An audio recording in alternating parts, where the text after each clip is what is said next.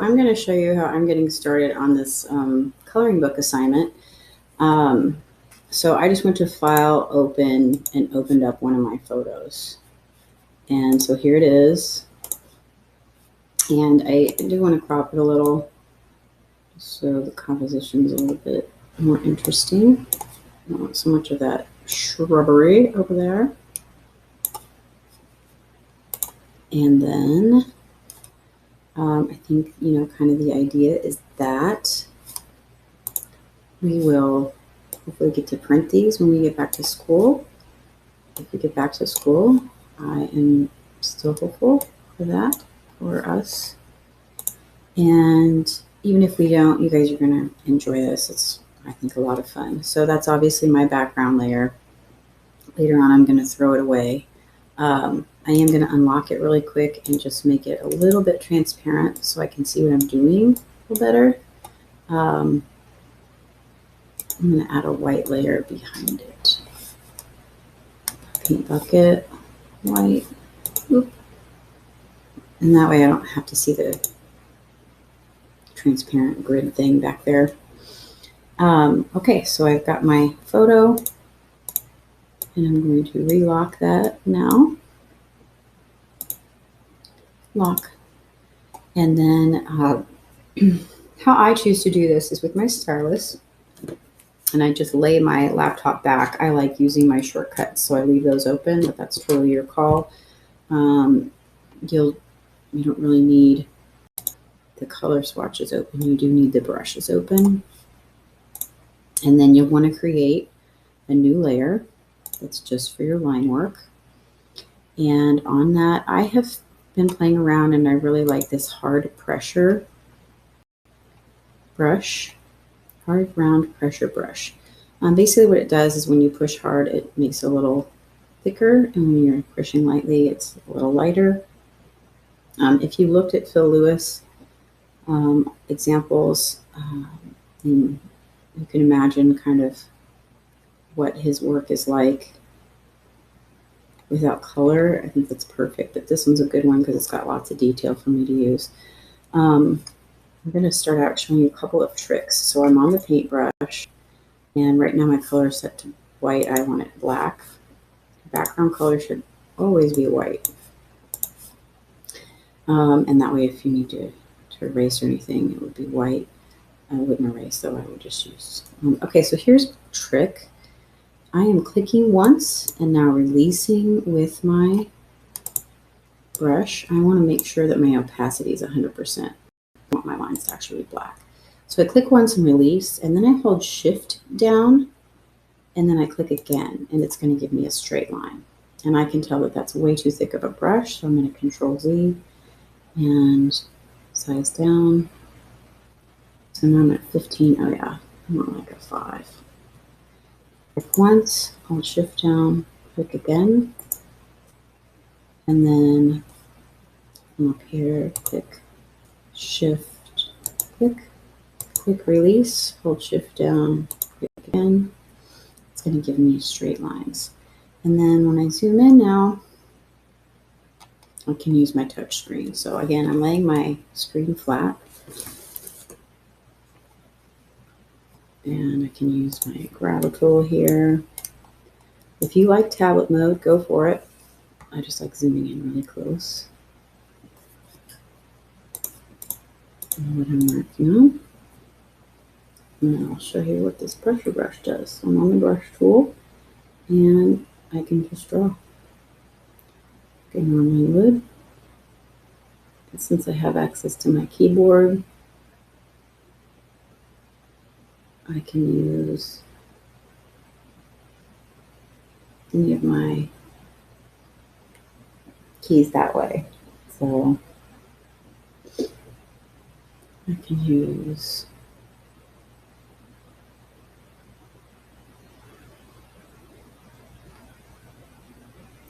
another thing to do that I didn't show you yet. I figured this out. I'm going to give props to Hayden for this on his iPad. Up here on the top where it says smoothing, turn that up about halfway. What that does is it steadies your brush. So I'm pretty shaky naturally, and my lines tremble. The smoothing takes that away and makes everything, well, smooth. When you want to check your work, you can turn your screen off, and later on I can come back and edit this. But again, it's meant to be fun.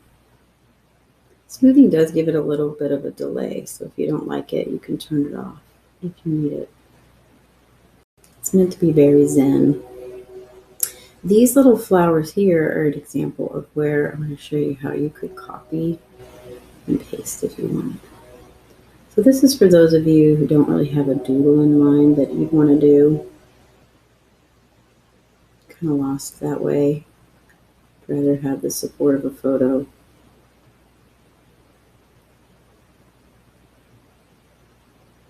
So if I don't feel like drawing that little situation a billion times, what I can do is come over here to my lasso tool and lasso it. And Control C, Control V, and you'll see now it's on its own layer. And from here I can like alt drag pretty easily. Oops, Control C. I thought I had that layer locked. I did have that layer locked. Oh, I didn't have that layer locked.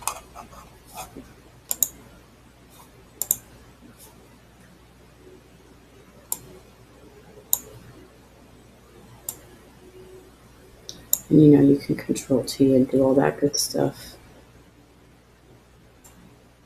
Oop. That's just if you don't want to draw something a bunch of times, that's the way you could handle it. Let's see now. So then if you're working this way, you can occasionally come in here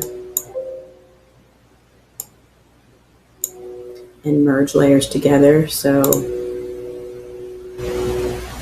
this thing's really lagging on me. I got a lot going on. I can hide my color picture every once in a while to check my work.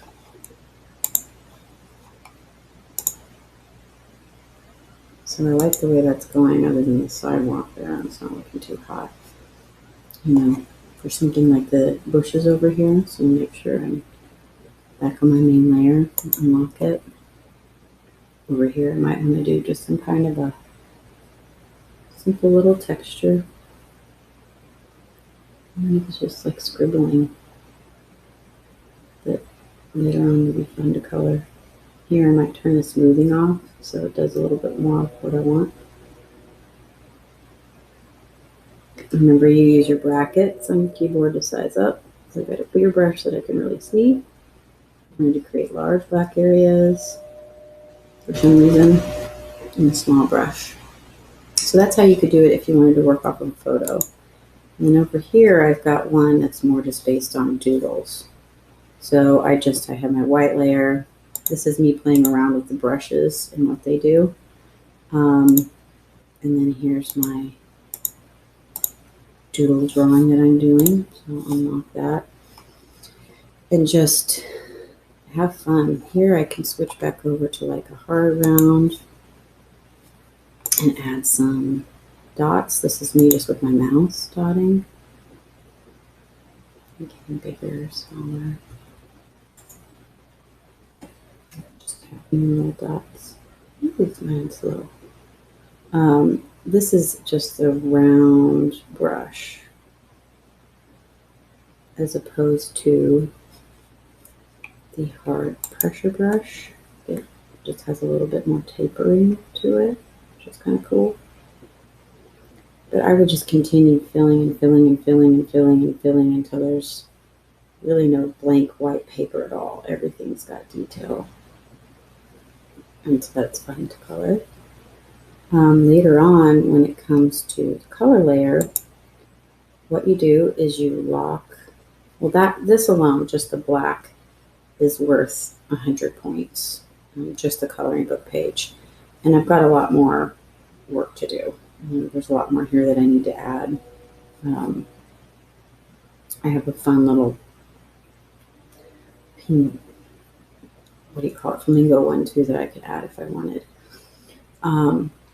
So you're going to turn that in, and the idea is that we could print those as a class if we wanted. And then later on, you're going to show me what it looks like colored. So to do that, there'll be a second turn-in box. I'm going to show you what I did was I added a layer underneath.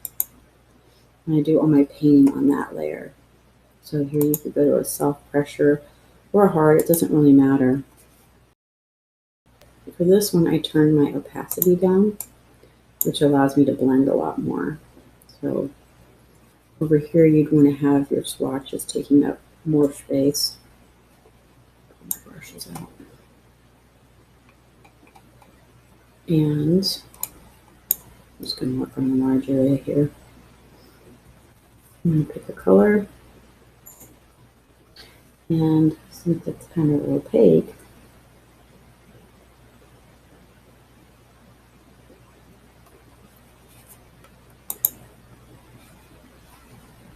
I can switch colors and they kind of blend together. That's what the lines look like. Oh, the lag. Not bad. Get more of a blended look. If you want the colors to stay inside of a shape, you can use your line layer to select from. So right now I'm on my line layer. It's locked so I don't accidentally paint on it.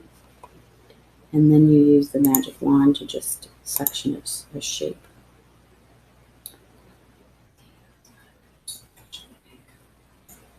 Not this one.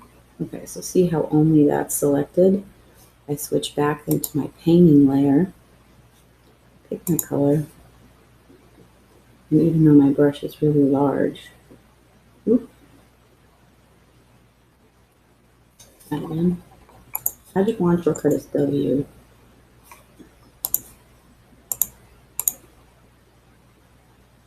Oh, I'm on the wrong layer. Try that again. W. Shortcut for brush is B. Can't paint on that layer, switch to this one. Even though my brush is really big, it's only going to stay in that shape. And so that can give you some cool effects. You can see it's sitting underneath the line layer on top. So eventually you'll be turning color version too. So whichever way of approaching this seems like fun to you, something more realistic or something more illustration based, that's totally up to you. And this is kind of what's coming later. You can be thinking ahead. This is thanks to Austin. Taking a picture of yourself in your COVID situation, quarantine, and then a place where you wish you were, making that vintage postcard idea. I had fun. It'll be fine. I'll have a good time. It's all about fun here, isn't it? All right. Well, I think you should practice a little bit first. Please message me if you guys need any help. Thanks.